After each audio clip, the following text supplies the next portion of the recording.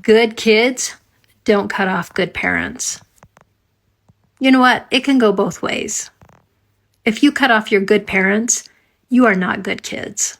I'm sorry, you're not. You're entitled. You're selfish. You think about yourself. You've gotten caught up in something that is ugly, maybe brainwashed, maybe following a trend, and you put the most important people in your life in a really, really sad place. And shame on you. It can go both ways.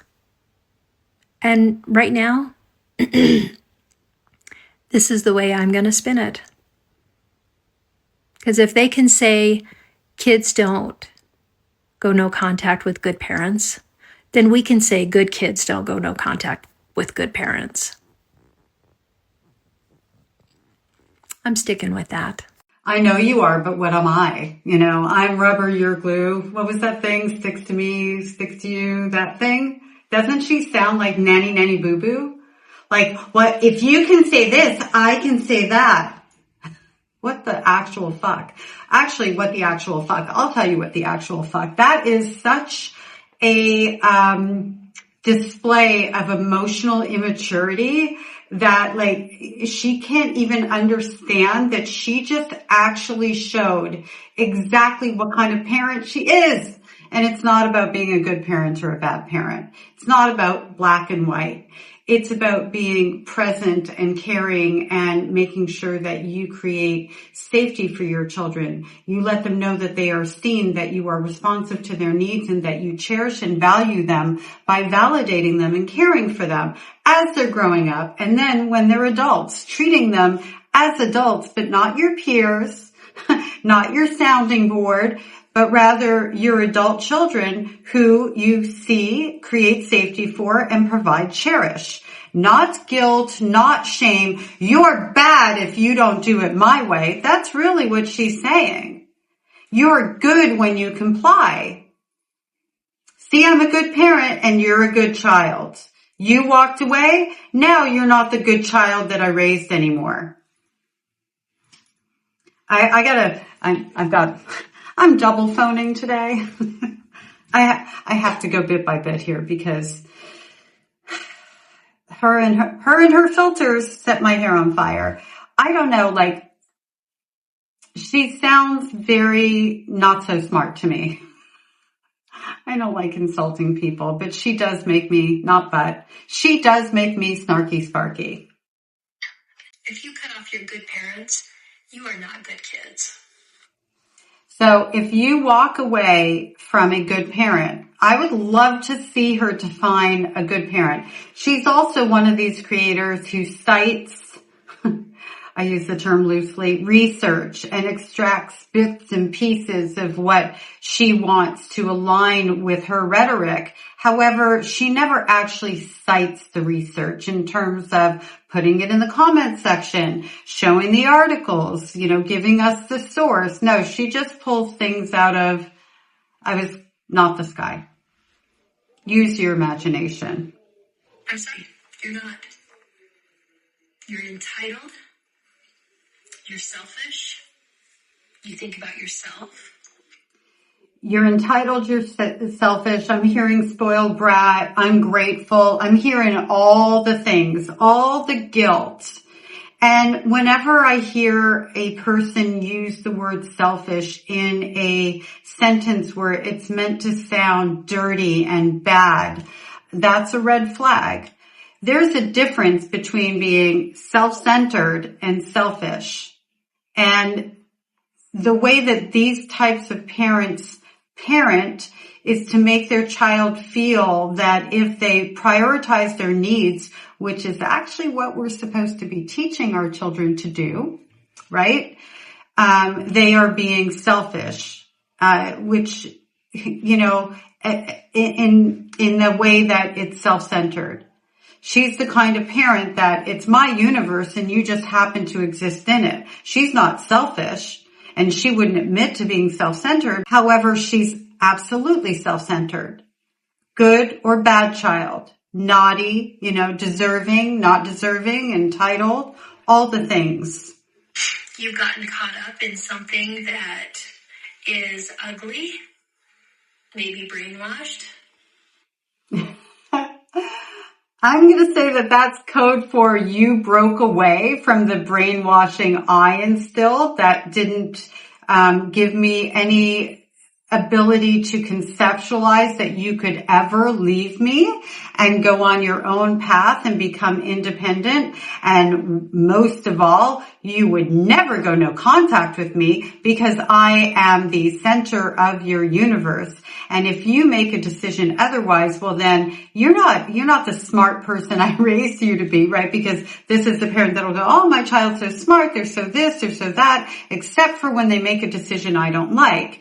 When they make a decision I don't like, well, they've changed and they must be brainwashed, right? They must be not thinking for themselves because they're actually not that smart. They're only smart when I say they're smart. Maybe you're following a trend and you put the most... Well, then I'm a trendsetter because I've been no contact for over 30 years. And back then I thought I was the only one. Having the internet has only allowed me to know that I'm not alone, and it's given me a lot of healing. I'm a therapist. I work with narcissistic abuse survivors. Some of my clients are estranged. Some of them are low contact. Some of them are full contact. And, there's no kind of right or wrong way to decide what your journey is, right? It's individualized. Not every situation has to end up in complete and utter estrangement, thankfully. And some situations where there are estrangements, my daughter estranged from me over 20 years ago, for about 2-3 years. And we've been in a relationship for like 20 years. So it lasted for, what felt like a lifetime, but actually a blip. Yes, I missed out on some things and it really sucked. At the end of the day, we were able to repair our relationship.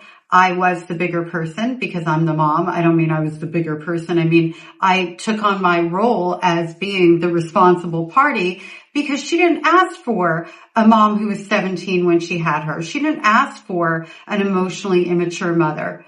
I was supposed to do better. It's my responsibility. And the reasons why I didn't do better are not her problem or her responsibility. And the fact that she walked away and had to do what she needed to do during that time, I respect her for that. Did I like it? No. Did I fight it? No. I waited and I gave her the space that she needed. And when she came back, I was ready. And it's not that complicated. It's not hard to respect boundaries. A boundary she gave me not too long ago was no unsolicited advice. I'm a therapist. I don't want to give advice. I'm kidding. Well, somewhat. And I'm like, okay, well, how do we navigate this? And how we navigate it is, if she wants advice, she asks me. If she doesn't, she tells me she's venting. That's it. Or she might say, I'm going to talk about this stuff. This is the only part I want the advice for. Okay. Why do these parents make it so damn complicated? Why can't they get out of their own way? It actually sets my hair on fire. Anyway, that's a bit of a rant, but let's just see. Important people in your life in a really, really sad place. And shame on. So let's talk about that. It puts the most important people in our lives in a very, very sad place, and we should be ashamed of that. Not they should be ashamed that they didn't create the kind of safety and love and care that we could have them in our lives. Not being an estranged adult child must be so hard. It must be difficult for you not to have your very own parents while other people do. I raised my children and wish that I had a mom to call to just share this stuff with, get advice from. That makes me cringe. My kids, my eldest daughter is the only one that has my grandkids. She's the only one who's a mom so far. And she calls me for parenting advice. And, ouch. I wish I could have done that. But no, it's all about her and what she doesn't have, and what we're doing. I'm talking in the we's as they talk in the we's, but not in the same way. I don't represent anyone but myself. I'm just saying, I understand that when you're an estranged adult child, our losses are incredible. And I'm not saying they don't have losses. I'm just saying we're not the ones responsible for them. Or the majority of estranged adult children are not the ones responsible for those losses. And more times than not, many estranged children, adult children, dip back in and try to repair the relationship. And it unfolds in a few different ways. One, they go back in thinking, well, I'm in a better place now. Maybe I can help them be in a better place now. Like, I have more tools. I have more knowledge of some things that have happened. I can give some compassion, and maybe they can give some back to me, and I can heal this relationship. So that's one of the ways that an estranged adult child who's done therapy will go back in the hopes that they can lead the way, which is not their responsibility. However, neither was a lot of the things that were put up upon our shoulders when many of the estranged parents were parentifying and leaning on us in ways that were inappropriate, making us responsible for their emotional well-being instead of the other way around, teaching codependency instead of co-regulation kind of thing. They may go back in, estranged adult children will go back in and go, well, I can do low contact. I can do holidays. I could do, here and there. And how bad could it be? It wasn't that bad. That sort of gaslighting we do to ourselves, because we were taught how to gaslight ourselves very, very efficiently. And they go in and a few different things happen.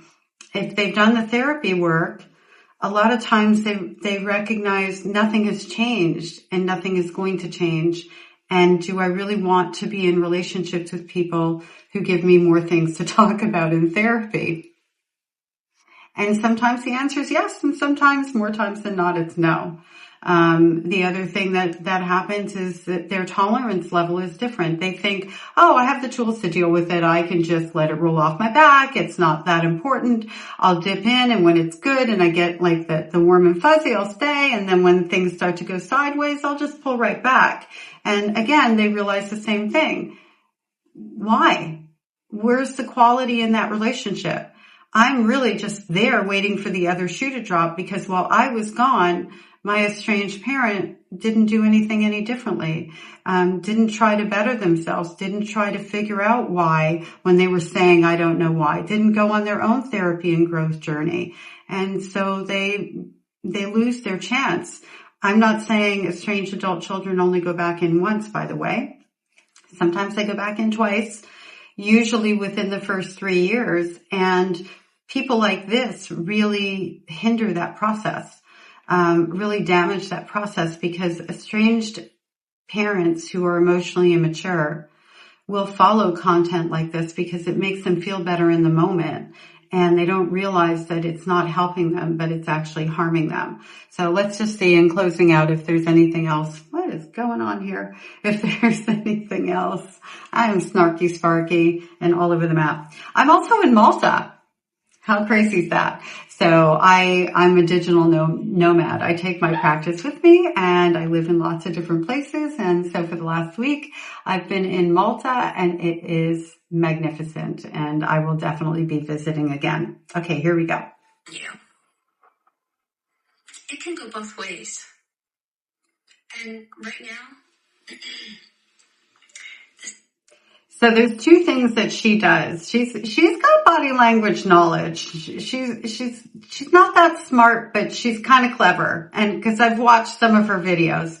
So when she doesn't believe her own bullshit, she has two things that I've noticed that she does. And one of them is which is I did that in the earlier part of the video. And the other thing she does is she clears her throat. So that's not necessarily her outright lying. I'm not a body language expert, although I do have a little bit of knowledge. It is her not buying her own bullshit, I would say, with 98% degree certainty. I don't like absolutes. This is the way I'm going to spin it. Because Isn't she just so smug, by the way? they say kids don't go no contact with good parents, then we can say Who's they? They say, and we can say, everybody knows. How many of you, show of hands, heard something like, everybody knows that you're X, Y, and Z from your estranged parents. So my mother's specialty was, everybody knows that you're sick in the head. By the way, I was 9, 10, 11 years old when she used to say this. And everybody knows that you need to be in a psychiatric hospital. She'd call it something else. I'm not thinking right now. Everybody knows that you should see a shrink. That's literal. And that you should be grateful that I haven't put you in one of those places. Everybody knows that you belong there, and they cannot believe that I have not put you in one and that I keep you around. Again, I was 9, 10, 11 years old, and this was not a one of. One of is bad enough. It's already child abuse, but this was a pretty consistent. If she felt threatened in any way by my behavior, if I spent any time one-on-one with like another adult, for example, like my aunts in particular, one of my aunts, the ex-favorite one, this is what she would shoot me with, is the everybody knows. So show of hands. How about you? What was your thing? That's a pretty common pattern of behavior for narcissistic people. I'm not saying she's a narcissist. I don't diagnose. I use that term very carefully. With good parents, then we can say good kids don't go no contact with good parents. I'm sticking with that. I'm sticking with that. Well, then I guess your adult children or child is sticking with their no contact. I'll leave it here.